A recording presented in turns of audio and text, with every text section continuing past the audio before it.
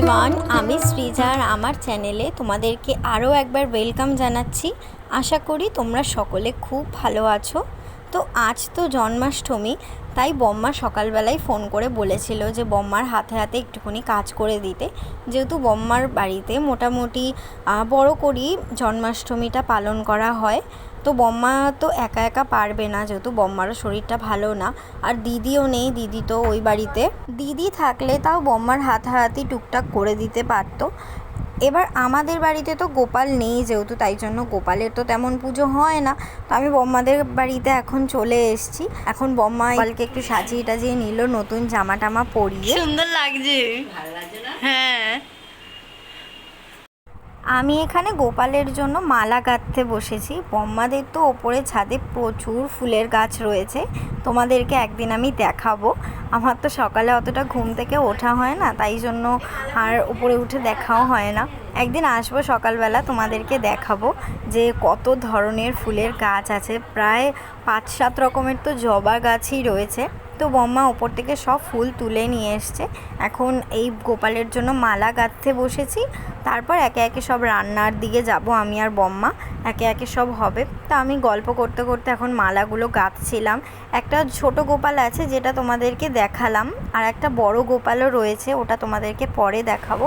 ওই গোপালটার ভিডিওটা করা হয়নি। আমি কোনোদিনও কিন্তু মালা গাঁথিনি, আজ ফার্স্ট টাইম মালা গাঁথছি গোপু সোনার জন্য। বম্মা অনেক ধরনের ফুল তুলে এনেছে ওপর থেকে। এখন যে মালাটা গাঁথছি, এই মালাটা হচ্ছে বড় গোপালটার জন্য, আর ছোট গোপালের জন্য তো একদম ছোট্ট মালাটা, মানে 3-4টে ফুল নিয়ে মালাটা গাঁথবো। আচ্ছা বৌমা, এই যে ঘরের ধরো পুজো আমরা তো দিচ্ছি, কিন্তু তাহলে ঠাকুরকে কেন মন্দিরে পুজো দেওয়া যাবে না? যেহেতু সংকল্প করবে। আমি ফার্স্ট টাইম মালা গাঁথলাম, বুঝতেও পারিনি মালাটা খুবই সুন্দর দেখতে হয়েছে। এই যে এই বড় গোপালটার কথাই বলছিলাম, এই গোপালটা বম্মাকে একটা জেঠিমা দিয়েছিল, তারকেশ্বরের গোপাল এটা। তারকেশ্বরে যখন ওই জেঠিমাটা গিয়েছিল, তো ওখান থেকে বম্মাকে এনে দিয়েছিল।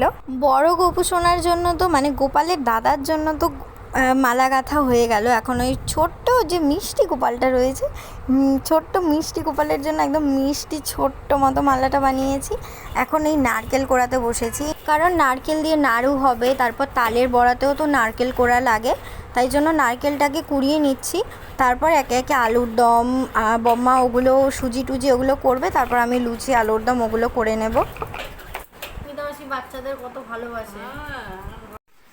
আমার এদিকে নারকেল কোড়ানো কমপ্লিট হয়ে গেছে, আর বম্মার এদিকে আলু টালুও কাটা হয়ে গেছে।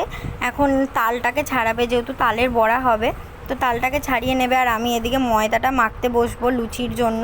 ময়দার কথা শুনে আর একটা কথা মনে পড়ে গেল। ছোটোবেলায় তো আমরা সবাই জানি যে এই আটা ময়দার গুলি নিয়ে আমরা হয়তো কত যে পুতুল, কত কিছু যে বানিয়ে এরকম আটা ময়দা নষ্ট করেছি, তার কোনো ঠিক নেই। বম্মারও ওদিকে তাল ছাড়ানোটা হয়ে গেছে, আর আমারও এদিকে ময়দা মাখা হয়ে গেছে লুচির জন্য। তালটা বম্মা মেখে রেখে দিয়েছে, এখন নাড়ু হবে সবার ফার্স্টে, তাই জন্য বম্মা নারকেল করে নিয়ে দিয়ে ওই নাড়ুটা আগে করে নিচ্ছে। গোপু সোনার জন্য নাড়ু করা তো হয়ে গেছে, এখন বম্মা সিমুই পায়েস যেটা হয় সেটা করছি, এরপর করবে সুজি। তারপর একে একে আমি সব ভাজাভুজি করব, আলুর দম করব।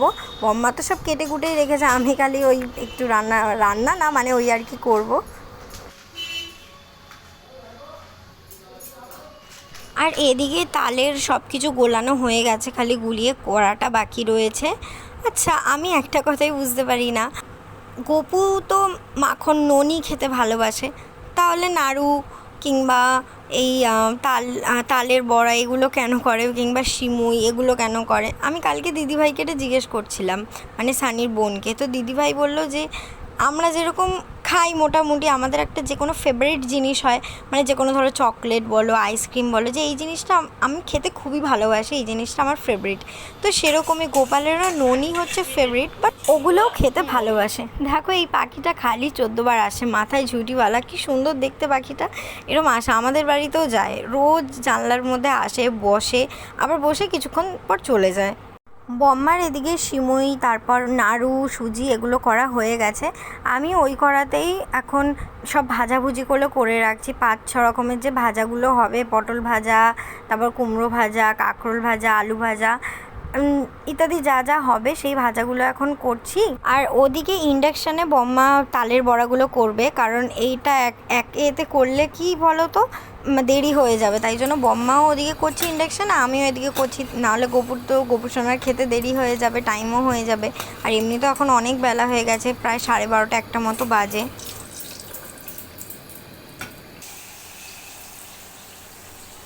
কি সুন্দর হচ্ছে এই গামলাটায়। আমার এদিকে প্রথমবারের ভাজাভুজিগুলো হয়ে গেছে। বেগুন ভাজাটা এখনও, পটল ভাজা আছে, কাঁকরোল ভাজা আছে, আলু ভাজা রয়েছে, তো এগুলোই এক এক করে ভাজছি।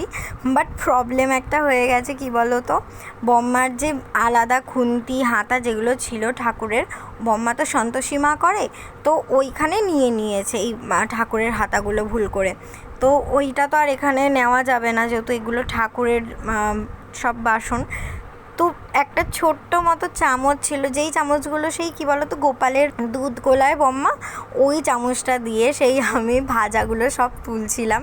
হ্যাঁ, হাতে অবশ্য ছ্যাঁকা লাগেনি, কারণ বম্মা তো এইদিকে তালের বড়াগুলো করছে, বা তালের বড়াগুলো চামচ দিয়ে কী করে তুলবে, তাই জন্য আমি বম্মাকে বললাম যে তালের বড়াগুলো তুমি বরঞ্চ ওই খুন্তি দিয়ে তোলো, আর আমি এইদিকে যে ভাজাগুলো হচ্ছে এইগুলো আমি চামচ দিয়ে তুলি। একবার বম্মা চামচ নিচ্ছিল, একবার আমি খুন্তি নিচ্ছিলাম, এইরকমভাবে অল্টারনেট করে করছিলাম দুজন মিলে। একটা সলিউশন বের করতে না করতে আর একটা প্রবলেম এসে হাজির হয়ে পড়ে। ঠিক সেই রকমই এইখানে যে বেলনিটা হয় না, বম্মার নতুন বেলনি কিনে এনেছে, ওই বেলনিটা না হালকা বেঁকা মতো রয়েছে। এবার বেলনি যদি সোজা না হয় তো বেলতে তো অসুবিধা হয় না, বেঁকে যায়। তো এই লুচিগুলো একটু হালকা বেঁকে গিয়েছিল, তাই জন্য ভালো করে ফুলছিলও না। কয়েকটা ফুলেছিল, বাট বেশিরভাগটাই ফোলেনি, যেহেতু ভালো বেলা যাচ্ছিল না। কয়েকটা লুচি হয়েছিল, আর আমি এদিকে আলুর দমটা করছিলাম। আমার সব ভাজাভুজিগুলো হয়ে গিয়েছিল বলে। আর আলুর দমের কালারটা এত সুন্দর হয়েছে, জানি না ফোনটা থেকে অতটা ভালো করে হয়তো দেখা যাচ্ছিল না, বাট কালারটা এত সুন্দর এসছে। ওপর থেকে একটু নারকেল ছড়িয়ে দিয়েছিলাম, আর একটু ওপর থেকে ঘি দিয়ে দিয়েছিলাম নামানোর আগে। আলুর দম যেহেতু হয়ে গেছে, তাই জন্য বম্মা বলল একদম গরম গরম গোপালের জন্য বাটিতে করে তুলে দিতে, বম্মা একবারে গোপালকে দিয়ে দেবে।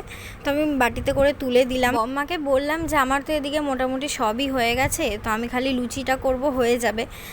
তো ওখানে গ্যাসটা আমি নিভিয়ে দিয়েছি। এদিকে ইন্ডাকশানে যেহেতু এটা বসানো রয়েছে, তাই জন্য ইন্ডাকশানেই সব লুচিগুলো করে নেব। বম্মা যেহেতু ওই জেঠুর জন্য আবার ভাতও করতে যাবে, তাই জন্য বম্মাকে বললাম তুমি ওদিকে পুজোটা দিয়ে নাও, আমি কয়েকটা লুচি তো করে নিয়েছি, বম্মাও লুচি করেছিল, তো সেই কয়েকটা লুচি গোপু সোনাকে দিয়ে দিল। আর এখন বম্মা জেঠুর জন্য ভাতটা করে নেবে। আর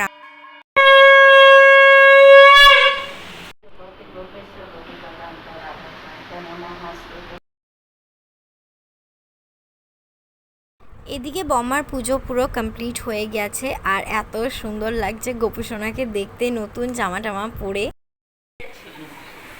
আলুর দম খাচ্ছে, সব ভাজাভুজি খাচ্ছে, দেখেছিস মনা? আমরাও সব করেছি। দোয়া হয়ে গেছে, সব হয়ে গেছে, ঠাকুরকে খেতে দিয়েছি।